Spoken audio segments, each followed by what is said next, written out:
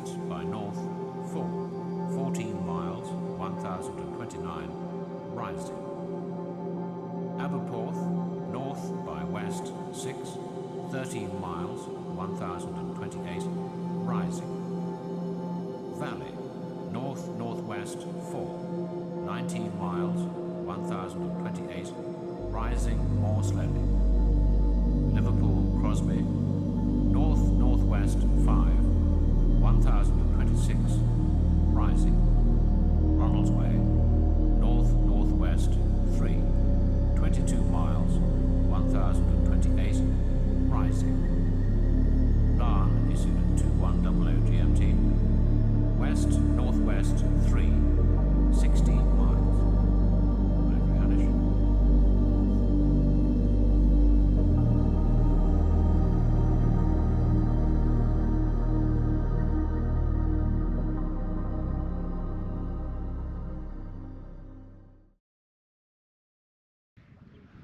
Hello, my name is Martin and welcome back to another video. We're not in Manchester again. No, we're not. We're in Wales. We're in Anglesey to be precise, and we're here at the Porth Wen Brickworks. Anglesey, North Wales, and the Porth Wen Brickworks. Such an incredible place that I've been waiting to visit for such a long time, and didn't we get beautiful weather for it? But such a remote industrial location, it really is unique. Let's just take a look around and try and work this place out.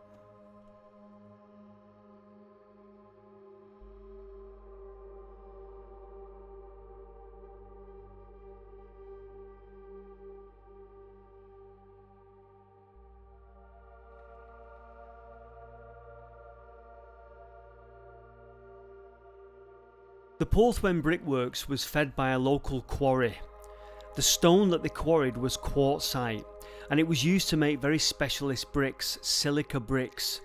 These bricks were in demand in the steel industry because they used them to line furnaces. Apparently they could withstand very high temperatures, and this is the specialist brick that was made here. You can see the quarry here to the top left on the map, and then above that you can see the tramway that fed the quartzite downwards to the works. Now the works is in a cove almost at the bottom of a cliff, but I'll try and explain to you how it worked and how they got this stuff processed in the end. You'll see we're in a kind of a cove, and apparently they brought the raw materials down from a tram road above there. As it came down the stages, it got pulverized from like big rocks down to almost powder, and then they made the bricks out of it. This where I'm standing here, this lower part, would have been the final stage of the process. This photo that I took sort of illustrates how it was almost a terrace of different stages. So raw material in up at the top up there, and then it was worked downwards. So there was big crushers up at the top that crushed the big pieces of quartzite, and then it came down the terraces. I think you can just about make out chutes there as well, where the rock would have come down and been further and further processed, and then the idea in the end was to get it down to a fine grains of sand, so that it could be made into the bricks. This drone shot also illustrates what was going on here. The arrows pointing to some kind of cable winch mechanism that we couldn't get to, and you can see it feeds down the terrace. I'm looking here at the left hand side of the works here, because I think that's where the work took place, and as you can see the terrace, and you can see the way things were fed down from the top, the quartzite getting smaller and smaller till it reached the bottom of the works. I'm sorry to labour the point, but once we understand and we get an overview of how this place worked, we can look at the detail. The area to the right, I think, was storage, and obviously they had to get the bricks out, so there was a big storage area, and they're just coming into shot are the kilns.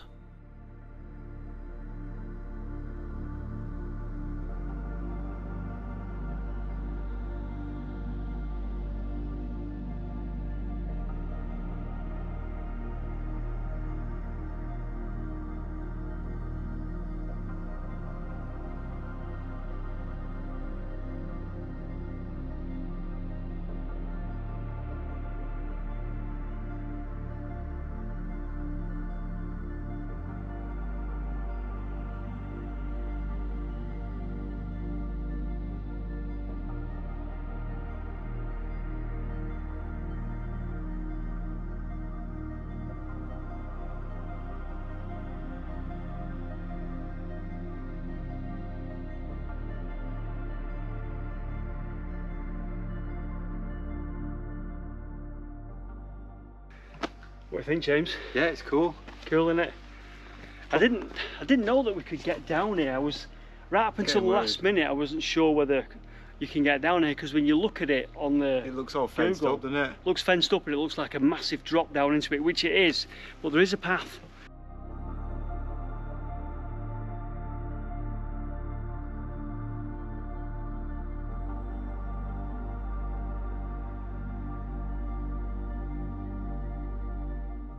The place is fantastic. We've got a brilliant day for it as well, haven't we? We've got we walked quite far to it, so if you're thinking of coming here, it's quite secluded and cut off.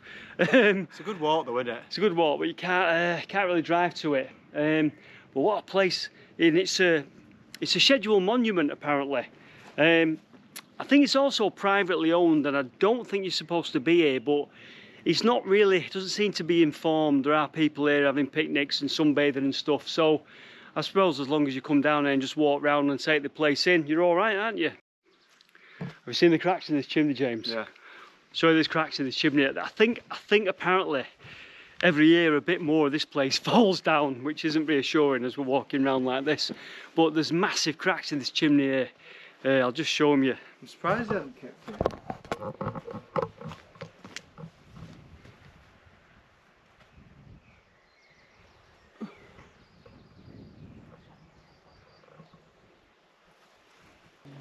Look at that. Fantastic, look at that. There's so much this place still intact. But there's a little arch flue down there. I'll show it you. I'll put the camera down there and show it you.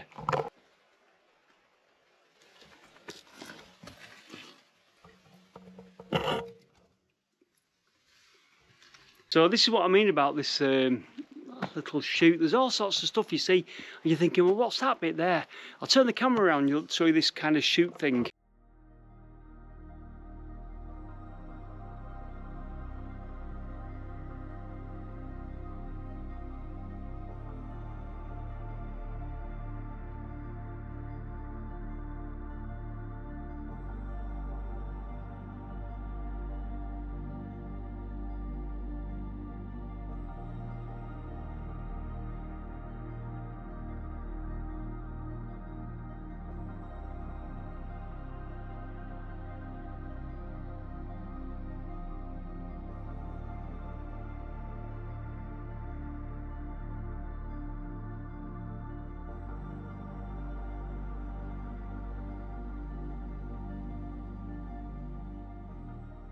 So what sort of dates have we got on this place? Well, when you read the literature, it says that the quartzite has been mined or quarried in this area since 1850.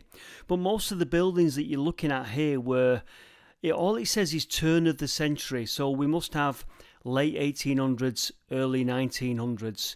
And that's when this place seems to have been built. And production lasted until 1914.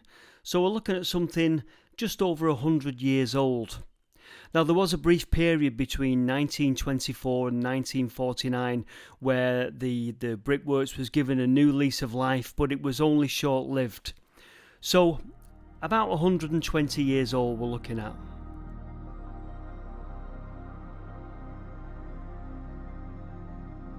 But I love the detail we've got. Look at this here, little like a little bearing here. You can just see it, the sun's shining on now, but I'll get you a close-up of it.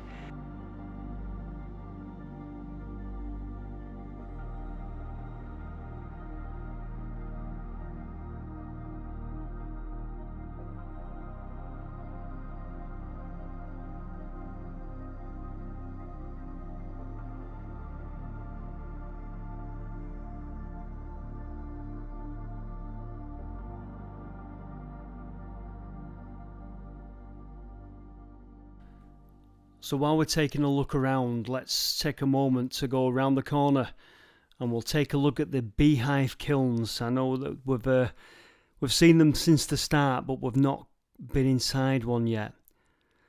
Now looking at these, some kind of boiler. So obviously the site was heavily reliant on steam, I would imagine, for the processes. And this is what I love about the place, that there's so much here and intact, there's so much to find. I just suppose due to its remote location, but here's the beehive kiln. This was the final stage of production, and as we take a look at the top here, we'll go inside. And imagine, I think from what I understand, these archways, these sides would have been blocked up with the bricks stacked inside to maintain a constant temperature. But they're absolutely beautiful, and they make the site for me. They make it wonderful, and I love the way the foliage has grown over them. I can just about squeeze through here. I think I get stuck at this point. I wonder if the bricks from the place lined their own kilns. They must have done, mustn't they? But really is a case of nature taking over this place. It really is.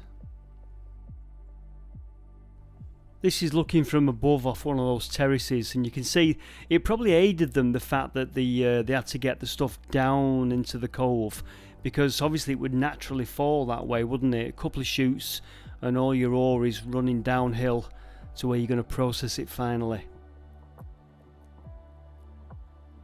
So if we head over now to where we haven't been, we're going to head over to this side of the works. Now I don't know what this was. I think it was a covered area. I think this was a building. You can see these columns here. Just going to take a look over the wall at the chimney, because you know I like my chimneys. Love all that, the overgrowth, the way it's starting to cover the works and everything. And there's a little flue. You can just see the flue here, which I'm always fascinated with this sort of stuff.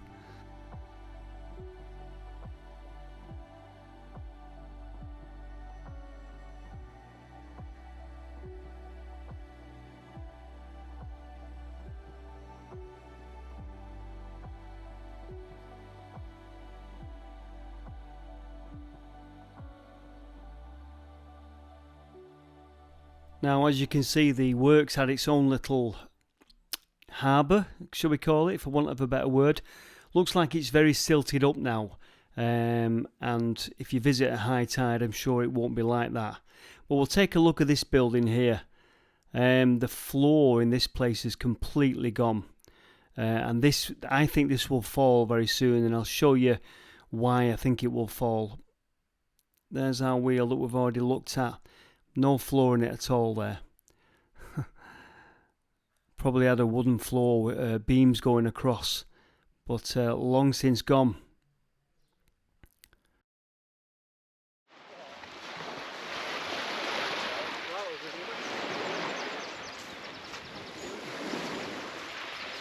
The scary thing is that on the wall here are they limpets? I think they are, aren't they? Barnacles, limpets. So you imagine the waves come up here quite a bit, and this wall is taking quite a pummeling from the sea, and that's where the whole place is just falling into disrepair. The sea's taking it back. I'm going to show you a bit of this wall now that's been completely under eroded. Take a look at this.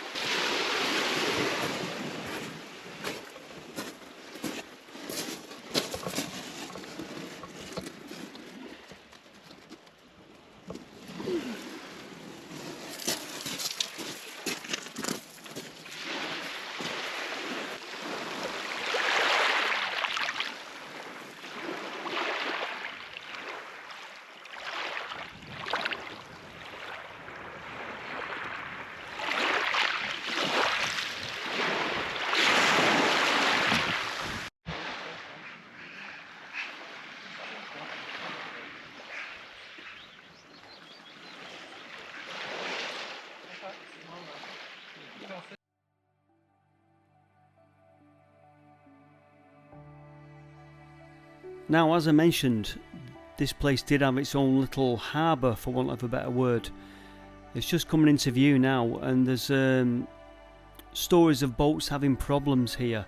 It looks this must be low tide because it looks very shallow, but there's stories apparently, and they don't give away any stories, but they talk of problems loading the boats and boats running aground in this area. It looks very treacherous, to be honest with you, but I do love that arch, that durdle door there. Very rocky though, very rocky. Okay, so for further reading, there's this wonderful website, Hidden Gems of Anglesey, and I'm going to read you a quote from it. In 1906, a German gentleman took over the works. He was called Herr Steibel. And it says, Herr Steibel would never have undertaken the management of the works unless he believed there would be profitable return for his endeavours. Poor misguided fool. His tenure only lasted until 1908 when a Charles Tidy took over. Unlike Herr Steibel, who had continued with the traditional moulding and wire cutting into shape, Mr. Tidy used a simple shape pressing technique that cut out time-consuming and therefore expensive stage of production.